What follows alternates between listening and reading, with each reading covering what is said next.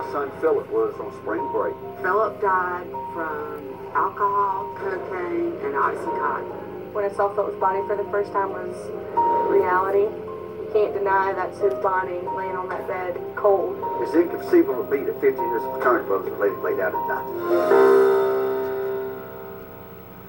Well, Philip died on spring break.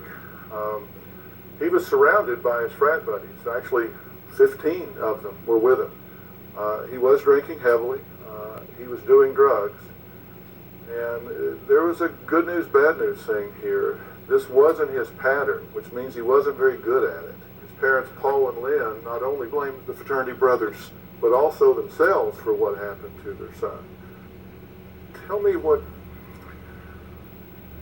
have y'all come to in your thinking and feeling about this since it happened?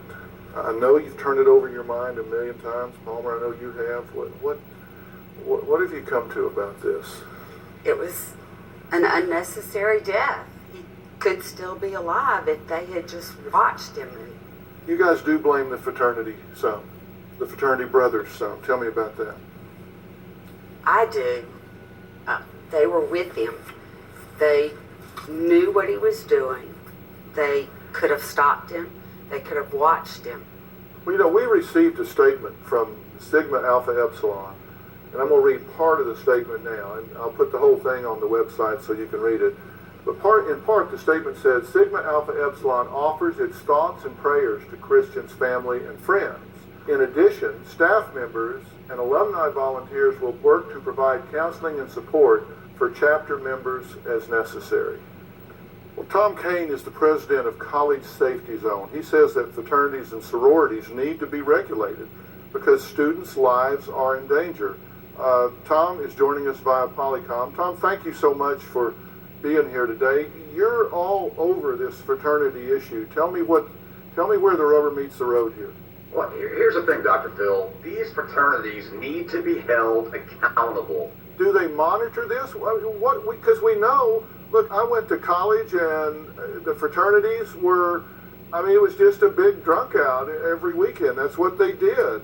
And nobody seemed to police that in any way. Is that still the case? That is still the case. And I don't know with a particular state or a particular college, but I will tell you, you've heard the stories, Dr. Phil, where a student passes out or dies and they go on probation and they have perhaps something revoked for a period of time. Well, what's the answer? What do parents do about this? Because kids are going off to college every year. They're rushing fraternities and sororities. What do parents do? How do they know that they're going to send their child to college and get them back alive? Listen, I have a daughter in college right now, Dr. Phil. She's a freshman. And I've tried to do everything I can possibly do. But high schools need to take a proactive role. Parents need to take a proactive role. But I will tell you this, Dr. Phil, I put a lot of the responsibility on the colleges, on the administrators, on the campus police department. They are falling way short about educating these students. And they're not teaching these students what they can be in for on a college campus. And that's where the colleges themselves are failing the students. Well, Tom, I agree with you, and I thank you for weighing in on this today. We've got to take a break. I have one last thing to say to Nick when we come back.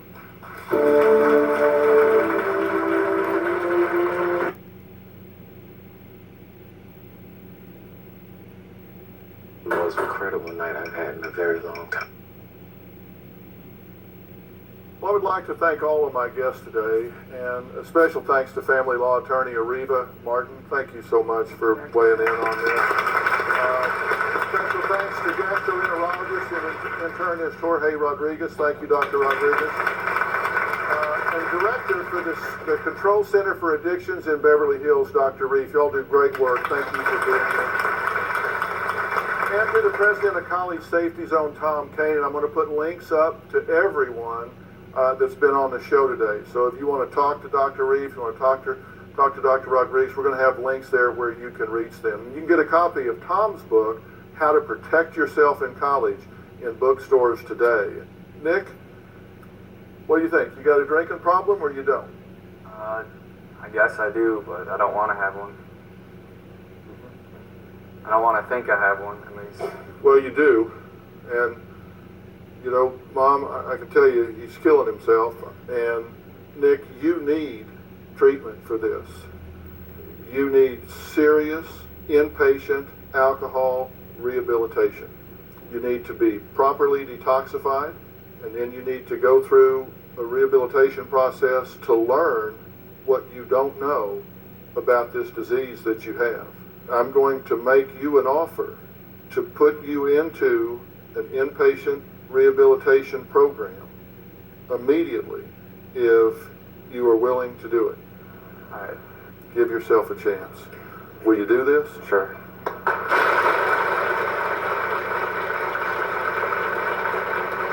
I'm going to send you to the Origins Recovery Center. It is top notch. The only thing wrong with it is it's almost too nice. It's on an island. It's in the ocean. It's a wonderful place. But they're going to give you what you need, and quite frankly, Nick, they're going to give you what you deserve. They're going to give you a second chance, young man. Thanks for being here. So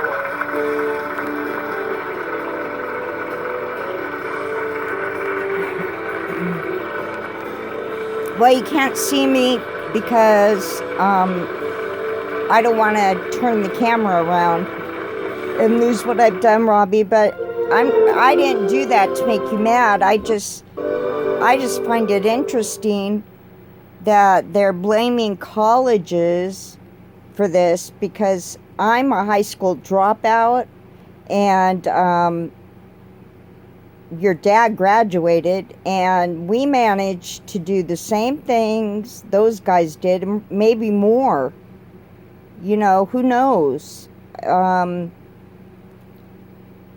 So it's a disease. It's not. Nobody was forcing the alcohol down his throat. I'm sorry he died. And it was your fraternity of all fraternities, right? You probably, I'm sure you know about it. I know I heard about that death when it was on the news, and I believe I contacted you. So, anyways, I just thought you might find it interesting, and thoughts, and you're raising 3 kids. Just be mindful of that, and Danny and Eugene with their kids.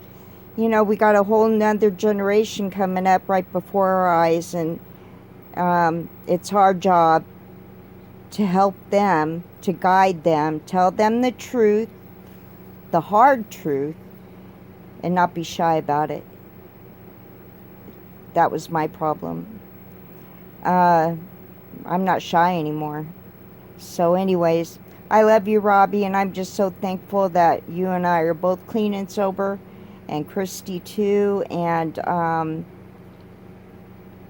was given another chance. I can't call it a second chance because I had plenty of chances. And God just loved me enough to, He sicked the hounds of heaven on me, man. So, and I praise Him. I'm just a wretched sinner saved by grace. And on that note, have a wonderful day. And send me your thoughts if you want. Have a beautiful day. It's gorgeous here. Blue skies, yay, sunshine. I'm going to get dressed and go do my yard. It's bleh. But get some sunshine, get moving, get the blood circulating, all that fun stuff. So, God bless you guys. Bye for now.